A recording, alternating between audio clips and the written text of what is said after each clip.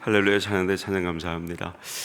11월에서 만나는 네 번째 주일입니다. 변함없이 예배의 자리를 지켜주셔서 감사합니다. 오늘도 하나님의 은혜와 자비와 평강이 우리 성도님들과 함께 하시길 주님의 이름으로 축복합니다. 아멘. 앞뒤 좌우 오늘은 서로 이렇게 축복하겠습니다. 하나님이 지켜주십니다. 시작. 하나님이 지켜주십니다. 아멘입니다. 정말로 대한민국 경제가 어렵다고 말하는 요즘입니다. 그럼에도 대한민국 경제에서 요즘 수출 효자 종목으로 떠오른 것이 하나가 있습니다. 다름 아니라 방산입니다. 이번에도 대통령이 UAE를 방문해 7건 MOU를 맺었고, 이 중에서 방산을 통해서 150억 불, 그러니까 한화로 치면 약 22조 380억 수주가 기대된다, 이런 기사가 났었을 정도입니다. 그래서 이제 요즘은 대한민국 방산을 K방산이라고 부르죠. 그럼 방산이 뭐냐? 방산은 방위 산업의 줄임말로 국가를 방위하는 데 필요한 무기, 장비 등 각종 물품을 생산하고 개발하는 모든 산업을 일컬어서 방위 산업, 이걸 줄여서 방산이라고 부르고 있습니다. 그러니까 여러분, 나라의 입장에서 보면 나라의 안위가 달린 산업이기 때문에 정말로 중요한 산업이 아닐 수가 없는 거죠. 이렇듯 한 나라의 국민이 마음을 놓고 살려면 여러 가지가 필요하지만 그 중에 이제 빼놓을 수 없는 게 이런 방위 산업과 관계되어 있는 군사력입니다. 그래서 그 나라의 군대가 약하면 국민이 불안한 법이죠. 그러면 여러분, 강한 군대가 되기 위해서는 뭐가 필요할까요? 말씀드린 대로 과학이 발달한 요즘에는 국가를 방위하는 데 필요한 무기, 장비 등이 이제 군사력에 결정적인 영향을 미칩니다.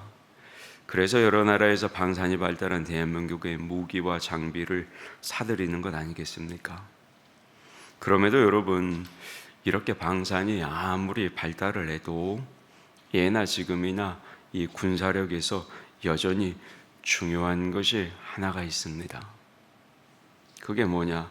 다름 아니라 이 군인 한 사람 한 사람의 전투력입니다. 이것을 위해서 이제 이 군인들은 늘 훈련을 받게 되죠. 자, 그러면 여러분, 군인들이 이렇게 받는 훈련들 중에 가장 힘든 게 뭘까요? 군대 다녀온 우리 남자 성도님들 한번 말씀해 보실랍니까? 다 방위만 갔다 오셨네. 가장 군인들이 받게 되는 훈련들 중에 가장 힘든 게 뭐냐면, 아마 군대 다녀오신 분들은 대부분 아실 겁니다. 여러 가지 훈련이 있겠지만 대략적으로 말을 하면 유격 훈련이라고 해도 크게 틀리지 않을 겁니다. 맞죠? 예. 별로 그렇게 군대 다녀온 분들이 안 계신가 봐요. 나주교회 성도님들은 방위 출신이 많나 봅니다. 저는 군대 갔다 왔어요.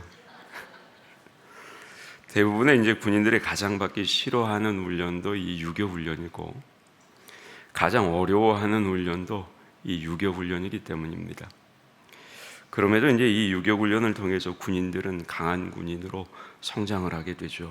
그런데 이 유교 훈련을 받을 때 가장 먼저 하는 게 뭐냐면 다름 아니라 PT 체조라는 것을 가장 먼저 해요. 보통 사회에서는 뭐라고 알려졌냐면 팔 벌려 뛰기로 알려져 있죠. 부대마다 좀 다르겠지만 보통 이 유교 훈련을 받으러 가면 첫날은 하루 종일 이 PT 체조만 하는 경우가 있습니다.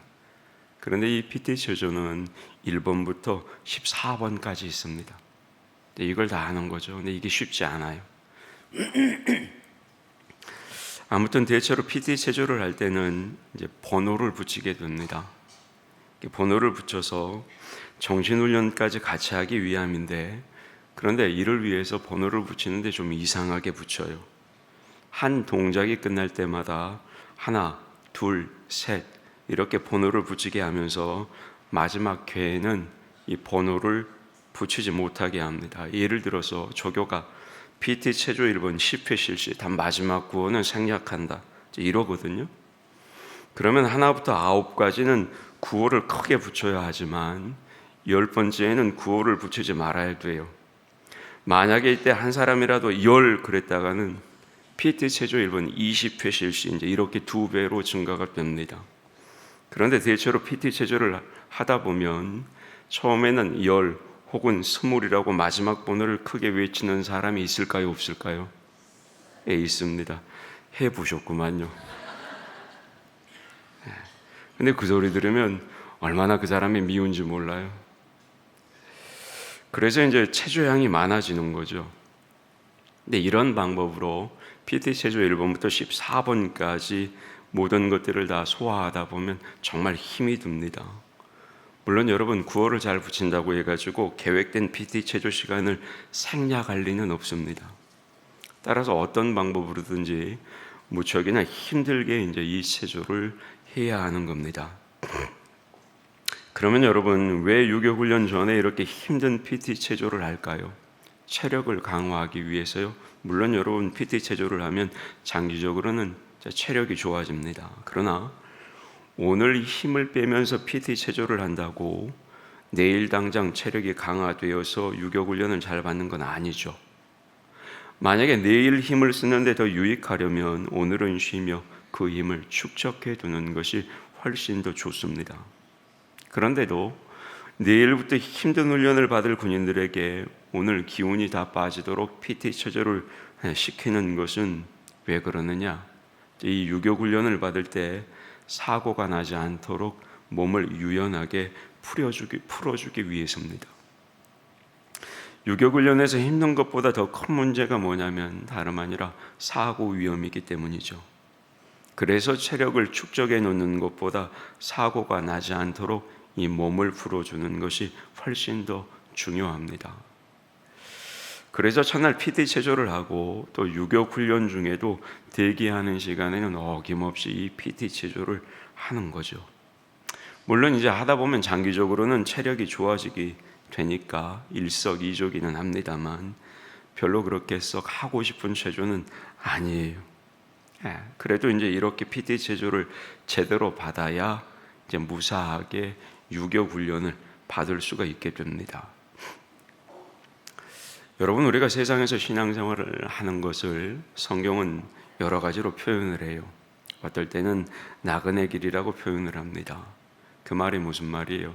이 세상이 우리의 최종 목적지가 아니고 천국이 최종 목적지이기 때문에 우리는 이 세상에서 천국을 향해 가는 나그네처럼 사는 것이다. 이런 의미죠. 또 어떨 때는 우리를 성경은 군인에 비유합니다. 이 세상에는 악한 세력이 있어서 우리가 믿음을 지키고 선하게 살기 위해서는 이 악한 세력들과 싸워야 할 때가 많기 때문이죠. 그래서 에베소서 6장 10절에서 17절 말씀은 우리에게 뭐라고 그러느냐? 하나님의 전신갑주를 입으라 이렇게 말씀합니다. 아울러 디모데후서 2장 4절에서 바울이 디모데에게 뭐라고 그래요? 네가 그리스도의 예수의 좋은 군사로 나와 함께 고난을 받을지니 이렇게 말합니다. 그러니까 성도는 이렇게 영적 군인의 모습을 가지고 있어야 한다는 말이죠. 그래서 여러분 성도에게는 영적 훈련이 필요한 겁니다. 영적 군사기 때문에. 훈련을 받지 못한 군대가 전투에서 맥없이 무너지는 것처럼 이 영적인 훈련을 받지 못하는 성도는 세상에서 쉽게 악에게 패해서 죄에 빠지기 때문입니다. 심지어 기껏 주님의 은혜로 구원을 얻었다가도 악에게 져서 멸망의 길을 갈 수가 없습니다. 따라서 우리는 영적 훈련을 받고 영적으로 강해져야 우리를 유혹하고 위협해서 죄를 짓게 만드는 그 사단의 세력을 이기고 올바른 신앙생활을 할 수가 있게 되는 거죠. 그런데 군인들에게 갑자기 위험한 유교 훈련을 시키면 전투력이 향상되기는커녕 오히려 다칠 위험이 있듯이 영적으로도 강한 훈련을 바로 받다가는 견디지 못해서 신앙이 강해지기 전에 쓰러져 버릴 위험도 있습니다. 그래서 하나님께서는 우리를 훈련시키실 때 이 훈련의 과정을 잘 조절하십니다. 하나님은 모든 것을 아시고 가장 적절하게 이끌어 가시는 분이시기 때문에 우리의 영적인 훈련도 가장 적합한 프로그램을 통해서 이끌어 가시는 겁니다. 그러면 여러분, 강한 훈련을 시키기 전에 어떤 훈련을 시키겠습니까? 견딜 만한 약한 훈련부터 시키겠죠. 마치 군인에게 위험하고 강도 높은 유교 훈련을 시키기 전에 꼭 PT 체조를 먼저 시키는 것과 같은 겁니다. 따라서 영적인 PT 체조는 우리가 더 강한 훈련을 견디고 막강한 하나님의 군사가 되게 하시려는 하나님의 예비 훈련인 셈입니다. 사실 하나님의 훈련을 설명할 때는 여러분, 그냥 하나님께서 우리의 수준에 따라 약한 훈련부터 차근차근히 시키신다, 이렇게 설명하면 충분해요. 그럼에도 제가 일부러 이 PT 체조라고 하는 훈련의 첫 과정을 강조하는 데는 이유가 있습니다. 그게 뭐냐면 우리의 신앙생활에서 처음 받는 훈련이 어느 때보다 그 충격이 크기 때문에 우리가 유의해야 할 필요성이 있다는 것입니다. 여러분, 처음 예수님을 믿기 시작할 때는 어때요? 성령께서 마음에 감동도 주시고 아울러 먼저 믿으셨던 선배 성도님들도 나에게 친절하게 대해 주시기 때문에 신앙생활을 즐겁게 시작할 수 있습니다. 그런데 신앙생활을 어느 정도 하다 보면 대부분 반드시 어떤 시련을 만나게 됩니다. 그리고 그렇게 첫 시련을 만나게 되면 많은 성도들이 거기에서 놀랍게 되고 충격을 받게 됩니다. 아니, 내가 예수 좀 잘 믿어보려고 하는데 왜 이런 어려운 일이 나에게 생겨? 이런 생각이 들죠. 그러면서 시험에 드는 경우가 적지 않습니다. 그래서 사실 첫 시련을 그와 가장 비슷한 군대 PT 체조와 한번 비교해 본 겁니다. 본격적인 훈련을 대비하는 이 PT 체조처럼 첫 시련은 앞으로 더욱 강한 성도가 되게 해주는 훈련의 첫 단계일 뿐이라는 겁니다. 자, 여러분, 하나님께서 이스라엘 백성을 애굽에서 구원해내신 모습, 그걸 한번 생각해 보시게요. 하나님은 애굽에서 고생을 통해 이스라엘 백성들을 훈련시키셨습니다. 하나님께 기도하게 하셨고 아울러 하나님의 능력도 보여주셨죠. 그러나 그 정도로 이스라엘 백성들이 광야 생활을 견딜 만큼 훈련을 받았다고는 볼 수 없었습니다. 그래서 하나님은 이스라엘 백성들이 애굽에서 나와 이 본격적인 광야 생활을 하기 시작할 쯤에 다시 강한 훈련을 시키시기 시작합니다. 소위 이스라엘의 PT 체조 1번이라고 하면 좋을 것 같아요. 그게 뭡니까? 앞에는 홍해가 가로막고 뒤에서는 애국 군대가 쫓아오는 위기였습니다. 근데 여러분, 어떻게 생각하면 좀 이상하지 않아요? 하나님께서 분명히 가나안 땅을 주시겠다고 하신 말씀을 믿고 애굽에서 나왔잖아요. 그러면 하나님은 좋은 길로 인도해서 가나안 땅으로 바로 인도하실 일이지 왜 출발하자마자 이렇게 큰 위기를 맞이하게 하셨던 걸까요? 그건 다름 아니라 앞으로 겪을 험난한 광야 생활을 잘 감당하도록 훈련시켜 주시기 위함이었습니다. 결국 그 위기 속에서 이스라엘 백성은 홍해가 갈라지는 엄청난 하나님의 기적을 체험하게 되고 아울러 그 기적을 통해서 하나님을 한없이 찬양하며 신앙이 급성장하게 되는 겁니다. 그렇게 신앙이 급성장하게 된 후에 이제 본격적인 광야 생활로 들어가게 되는 거죠. 물론 여전히 가나안 땅에 들어갈 만큼 훈련이 된 건 아닙니다. 이스라엘 백성들은 무려 40년 동안 광야에서 그래서 훈련을 받은 후에야 비로소 가나안 땅에 들어갈 수가 있었던 겁니다. 어떻게 보면 홍해를 건넌 사건은 PT 체조 1번이고 광야 생활을 했던 것은 PT 체조와 유교 훈련의 반복과도 같은 거였습니다. 그러면 이 같은 첫 시련과 40년의 훈련이 과연 꼭 필요했을까? 그리고 필요했다면 그 이유가 도대체 무엇일까? 자, 여러분, 이스라엘 백성들에게 광야와 가나안 땅 중에 어디가 더 위험한 땅입니까? 어디에서도 치열한 영적 전쟁이 일어나는 거예요. 두말할 필요 없이 가나안 땅이에요.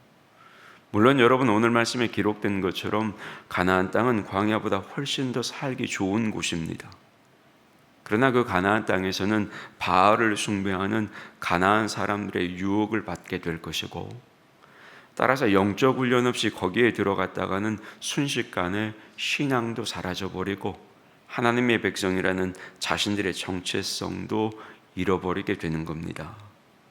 그래서 하나님께서는 훈련을 먼저 시키신 후에 그 다음에 살기 좋은 이 가나안 땅으로 인도해 주신 거죠. 여러분도 아시다시피 사실 많은 이스라엘 백성들이 가나안 땅에 들어가서는 바알 숭배에 빠져 죄를 짓고 큰 낭패를 당합니다. 그러나 그나마 광야에서 이 정도라도 훈련을 받았기 때문에 그만큼이라도 신앙을 지켰던 거죠. 오늘 우리가 받은 신명기 말씀은 여러분, 이스라엘의 광야 생활을 거의 마치고 이제 가나안 땅에 들어가기 직전에 이 모세가 이스라엘 백성들을 모아놓고 하나님의 뜻을 전해준 말씀을 기록한 책, 그 책이 바로 신명기서입니다. 그래서 그런지 이 신명기를 읽어보면 모세는 광야 생활에서 나타난 하나님의 섭리를 설명하고 아울러 하나님의 뜻을 가르치고, 그리고 그 뜻에 따라서 하나님의 백성이 살아야 한다는 것을 자꾸 권면합니다. 그 중에서 오늘 본문은 어떤 본문이냐? 하나님께서 광야 생활을 통해 훈련시키신 의미, 그 의미를 가르쳐 주시는 말씀입니다. 이스라엘 백성들은 광야 생활을 통해서 정말로 많은 고생을 했습니다. 그러나 여러분, 그 고생은 뜻없는 고생이 아니었어요. 그 고생은 목표가 있는 훈련이었습니다. 그리고 이 훈련에는 여러분 두 가지 특징이 있습니다. 그 중에 하나가 뭐냐? 먼저는 그 훈련은 사람을 죽이는 훈련이 아니었다는 겁니다. 모세는 이에 대해서 오늘 4절 말씀에서 이렇게 가르칩니다. 화면을 보고 같이 봤습니다. 시작. 이 40년 동안에 내 의복이 헤어지지 아니하였고 내 발이 부르트지 아니하였느니라. 아멘. 여러분, 이게 무슨 뜻이에요? 그 고생스러웠던 광야 40년의 훈련 기간에도 하나님께서 하나님의 백성 이스라엘 백성을 지켜주셨다는 거죠. 먹이고 입히셨다, 이 말입니다. 맞아요, 여러분. 여러분, 훈련은 사람을 살리려고 시키는 것이지 죽이려고 시키는 것은 아닙니다. 광야 생활도 마찬가지입니다. 그래서 하나님은 이 훈련 기간 동안에 이스라엘을 지켜주신 거죠. 먹을 것이 필요하면 식량을 주셨고, 목이 마르다면 물을 주셨고, 더운 낮에는 구름 기둥으로, 추워지는 밤에는 불기둥으로 인도하셨던 겁니다. 그럼에도 여러분, 그 내용을 자세히 들여다보면 완전히 편하게 해주지는 않으셨어요. 고생할 만하다, 고생스러울 정도였고 견딜 만하다, 이 정도였고, 그렇다고 해서 또 죽을 정도까지의 훈련은 하나님이 절대 시키지 않으셨습니다. 그래서 다만 훈련이 고생스럽다고 하나님을 원망하며 배반하는 사람들이 죽었지, 여러분 잘 보세요, 성경을. 훈련 자체가 힘들어 죽은 사람은 여러분 이스라엘 백성 중에 단 한 명도 없어요. 훈련 받는다고 하나님을 원망하고 떠난 사람들, 그 사람들이 죽었지, 훈련 받다가 훈련이 힘들어 가지고 죽은 사람이 아무도 없다니까요. 그러니까 여러분 기억하셔야 돼요. 하나님이 우리를 단련시키시는 훈련은 우리를 살리려고 하시는 것이 죽이고자 하는 것이 아닙니다. 그걸 기억하시기를 바랍니다. 다음으로 이 훈련의 두 번째 특징은 뭐냐면, 이 훈련은 하나님의 백성에게 유익한 훈련이라는 겁니다. 어떻게 유익할까요? 훈련을 통해서 신앙이 성숙해지고 하나님이 약속해 주신 땅에 들어가서 하나님의 축복을 누리게 된다는 거죠.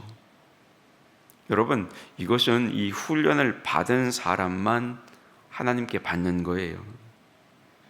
훈련을 받은 사람에게만 하나님이 예비하신 복이 내리는 겁니다. 반대로 광야 생활의 훈련을 겸손히 받지 않고 자기 욕심대로 되지 않는다고 하나님을 원망하거나 애굽으로 다시 돌아가겠다고 했던 사람들 어떻게 돼요? 무서운 징계를 받게 됩니다. 그래서 광야에서 죽은 사람들이 많았어요. 무슨 말입니까? 그 훈련이 아무리 어렵더라도 하나님을 원망하거나 하나님을 떠나지 말고 그 훈련을 잘 받아야 비로소 진정한 구원과 하나님의 복을 얻게 된다는 겁니다.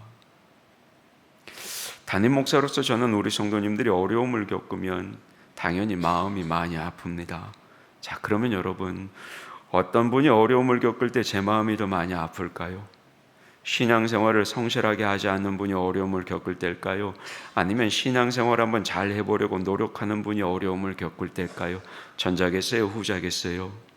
당연히 후자겠죠. 신앙생활을 오래 하신 분이 어려움을 겪을 때 제 마음이 더 아플까요? 아니면 신앙생활을 시작하신 지 얼마 안 된 분이 어려움을 겪을 때 제 마음이 더 많이 아플까요? 전자겠어요? 후자겠어요? 후자예요. 물론 다 마음이 아파요. 그럼에도 불구하고 이제 막 신앙생활을 좀 잘 해보려고 하시는 분, 그런데 그분이 어려움을 당하게 되면 훨씬 더 마음이 쓰이게 되는 겁니다. 이제 예수님을 믿기 시작했고 막 열심히 섬기고자 하는데 어려움이 닥친단 말이에요. 그러면 그때는 참 안쓰럽고 무척이나 마음이 아프고 신경이 쓰여요.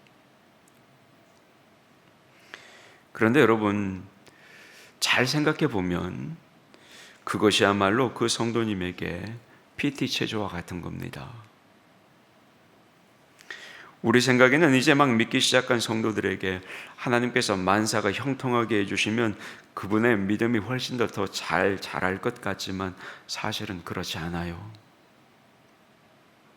적당할 때에 고통스러운 PT 체조를 해야만 그분의 신앙이 잘 자라는 겁니다. 더욱이 이렇게 해야 다음 단계의 훈련을 이겨내고 신앙이 급성장할 수가 있게 되는 겁니다. 물론 여러분, 우리는 어려움을 겪을 때 이겨낼 수 있게 해달라고 또 속히 해결해 달라고 기도해야 하겠죠. 그러나 여러분, 나에게 닥치는 그 어려움 때문에 놀랄 필요는 없다라는 겁니다. 왜냐하면 그 어려움은 다름 아니라 하나님의 섭리 속에서 우리의 유익을 위해서 오는 것이기 때문입니다. 따라서 성도 여러분, 우리가 신앙생활을 하다가 어려움을 만나게 되면 가장 먼저는 이걸 기억하시기를 바랍니다. 이 세상의 모든 일을 주관하시는 분은 우리의 아버지 되시는 하나님이라는 사실, 이걸 먼저 가장 기억하시기를 바랍니다.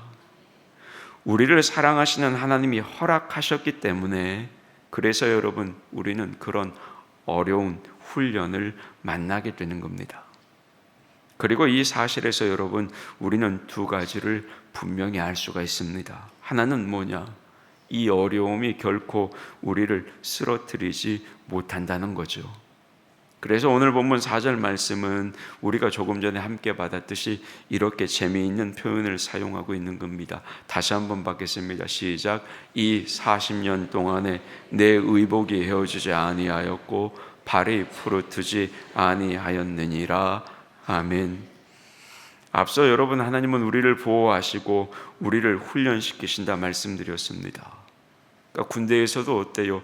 PT 체조와 유교 훈련을 할 때 철저히 안전을 지키려고 노력을 해요. 그래서 좀처럼 사고가 나지 않는 겁니다. 하물며 하나님께서 하나님의 자녀된 우리에게 체조를 시키고 훈련을 시키시는데 사고가 나게 하시겠냐 이 말이에요. 그렇지 않습니다. 제가 이 설교를 하고 있는데 제 정면 2층에 군인 되시는 우리 집사님이 앉아 계시네요. 웃으시구만요. 예. 여러분, 하나님은 우리를 훈련시키실 때 반드시 우리의 신앙 수준에 맞는 것을 주시는 겁니다. 그래서 그대로 견디면 여러분 견딜만 해요. 견딜만 하다고요. 뿐만 아니에요. 성령께서도 어려울 때마다 우리를 도와주시죠. 이걸 고린도전서 10장 13절은 우리에게 이렇게 가르칩니다. 화면을 보고 같이 받겠습니다. 시작. 사람이 감당할 시험 밖에는 너희에게 당한 것이 없나니 오직 하나님은 미쁘사 너희가 감당치 못할 시험 당함을 허락지 아니하시고 시험 당할 즈음에 또한 피할 길을 너희로 능히 감당하게 하시느니라. 아멘. 맞아요, 여러분. 그 훈련은 우리를 쓰러뜨리지 못해요.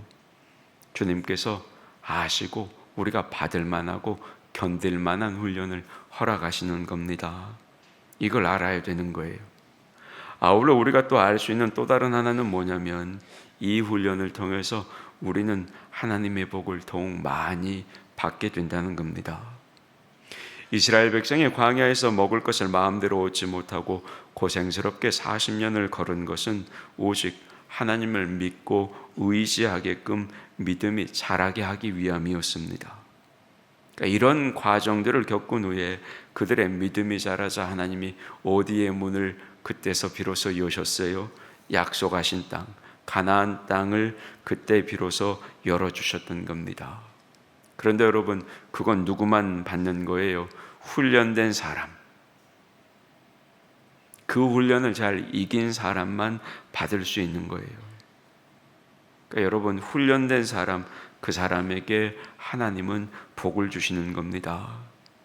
그런데 여러분, 상식적으로 생각해 보세요. 사람도 마찬가지 아닙니까? 사람도 훈련되지 않은 사람에게는 복을 주지 않아요. 자, 여러분, 훈련되지 않은 사람에게 큰 돈을 맡깁니까? 안 맡기죠. 왜요? 그랬다가는 그 돈을 다 잃어버릴 수 있게 되니까요. 오히려 그 사람이 그 돈으로 나쁜 일을 할 수도 있는 겁니다. 뿐만 아니죠. 훈련되지 않는 사람에게 좋은 자리 내주어요? 높은 자리 내주냐고요? 안 줘요. 왜요? 그랬다가는 오히려 사회에 큰 해를 끼칠 수도 있기 때문이죠. 교회를 보세요. 교회에서 담임 목사를 청빙할 때 훈련받은 사람을 뽑겠어요? 훈련받지 않은 사람을 뽑겠어요? 당연히 훈련받은 사람을 뽑는 거예요. 그러니까 이처럼 사람도 훈련된 사람에게 돈도 주고 지위도 주는 법인데 우리 하나님은 더 하시는 겁니다. 철저하게 훈련시키신 후에 복을 주시는 거예요. 훈련이 된 사람에게 재물도 주시고 훈련이 된 사람에게 직분도 주시고 훈련이 된 사람에게 지위도 주시는 겁니다. 그러니 여러분, 하나님의 훈련은 그 자체가 뭐예요? 그 자체가 축복이에요. 그래서 야고보서 1장 2절 말씀도 우리에게 이렇게 증거하는 겁니다. 같이 봤죠? 시작. 내 형제들아, 너희가 여러 가지 시험을 만나거든 온전히 기쁘게 여기라. 아멘. 여러 가지 시험을 만나면 뭐라고요? 온전히 기쁘게 여기라. 예. 그러면 여러분, 우리가 하나님의 이런 훈련을 받을 때, 자, 그때 우리는 어떻게 해야 할까요? 근데 여러분, 어렵지 않아요. 그 훈련의 자리를 떠나지 않고 그 훈련을 그냥 받으면 되는 겁니다. 무슨 말이냐? 달리 말하면 하나님을 떠나지 않는 거예요. 계속해서 하나님을 믿고 의지하며 열심히 예배드리고 말씀의 힘을 의지하고 살아내고 아울러 하나님께 도와달라고 기도하면 되는 겁니다. 특별히 그 가운데 중요한 건 뭐냐면 악한 방법으로 그 훈련을 해결하려 하기보다는 끝까지 하나님이 원하시는 바른 삶을 살면서 그 어려움을 견뎌내는 겁니다. 그리고 여러분, 그게 뭔지 아세요? 그게 다름 아닌 믿음을 지키는 거예요. 자, 여러분, 군대에서도 훈련이 어렵다고 탈영하면 어떻게 돼요? 탈영하면 그때부터 이제 큰 어려움, 진짜 꼬이게 되는 겁니다.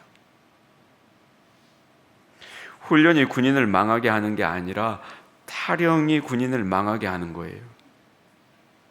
그런데 신앙생활에서 탈영하면 어때요? 더 큰 일이에요. 그럼에도 신앙생활은 군대처럼 강제로 시키는 게 아니기 때문에 우리가 어려움을 당하게 되면 실망하거나 심지어 마음에 원망이 생겨서 이 신앙생활에 소홀해지기가 쉽습니다. 그리고 그렇게 되면 결국 광야에서 낙오된 이스라엘 백성처럼 되고 마는 겁니다. 광야에서 낙오된 이스라엘 백성이 어떻게 돼요? 광야에서 죽어요. 약속의 땅에를 못 들어간단 말이에요. 따라서 성도 여러분, 우리는 신앙생활을 하는 중에 어떤 어려움을 만날지라도 오히려 그 어려움을 만났을 때 더욱더 열심히 예배를 드리고 말씀의 힘으로 살아가면서 기도하며 하나님 뜻대로 살아야 하는 겁니다. 그렇게 될 때 하나님의 은혜와 능력을 크게 체험하게 되는 것이고, 그럴 때 비로소 신앙이 크게 성장하게 되는 겁니다. 그리고 이러한 성도들에게 하나님이 그냥 두시지 않죠. 그 훈련의 과정을 잘 통과한 그 백성들에게 하나님은 하늘의 큰 복을 허락하시는 겁니다. 여러분, 이게 하나님이 우리에게 훈련이라는 어려움을 주시는 목적입니다. 여러분, 이걸 잊지 마시기를 바랍니다. 말씀을 맺겠습니다. 자, 여러분, 예수님께서 이 세상에 오셔서 구원 사역을 시작하실 때 처음 하신 일이 뭔지 아시겠어요? 죄인처럼 세례 요한에게 가서 세례를 받으신 겁니다. 그런 다음에 예수님께 닥친 일이 뭔지 아세요? 바로 광야로 가서 광야에서 시험을 받으신 겁니다. 그것도 성령께서 주님을 광야로 데리고 가서 마귀에게 시험을 받게 하셨어요. 세 가지 시험을 받게 하시죠. 굶주림의 고통, 그 고통을 쉽게 해결하고 싶은 유혹, 그리고 명예와 권력을 이용하고 싶은 그런 유혹을 예수님도 겪으셨다고요. 그리고 그 시험을 이긴 후에서야 예수님도 비로소 이 메시아로서의 사역을 감당하셨던 겁니다. 예수님도 그러셨다면 여러분, 하물며 우리겠냐 이 말이에요. 예수님도 이런 훈련을 통해 메시아 사역을 시작하셨다면 우리 같은 연약한 사람들이야말로 여러분 얼마나 훈련이 많이 필요하겠습니까? 말할 필요도 없는 거죠.